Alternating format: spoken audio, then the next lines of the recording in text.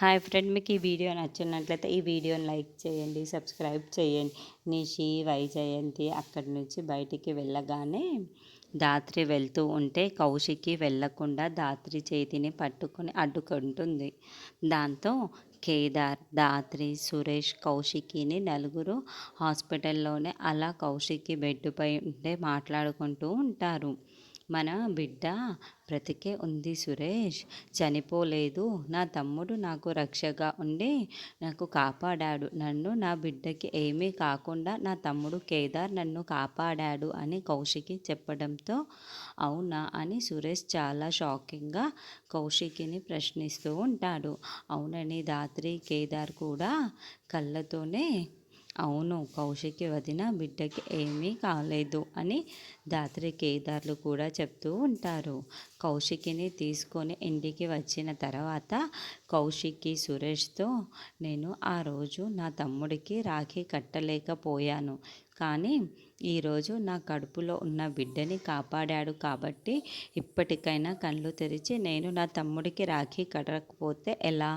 ఈరోజే నేను మంచి రోజే అనుకొని కేదార్కి నేను రాఖీ కట్టబోతున్నాను సురేష్ అని కౌశికి సురేష్తో చెప్తూ ఉంటుంది.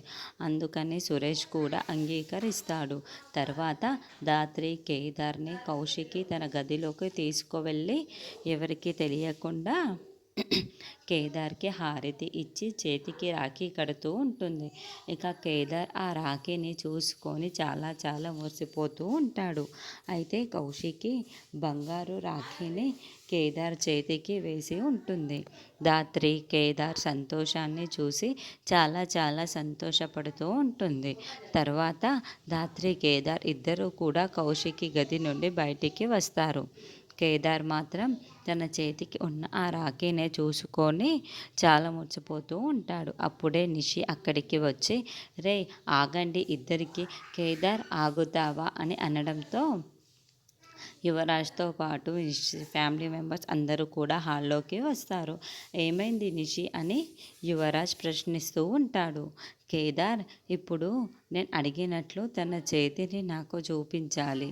మీ అందరికీ నేను ఒక పెద్ద తమాషాని చూపిస్తాను అని నిషి చెప్తూ ఉంటుంది.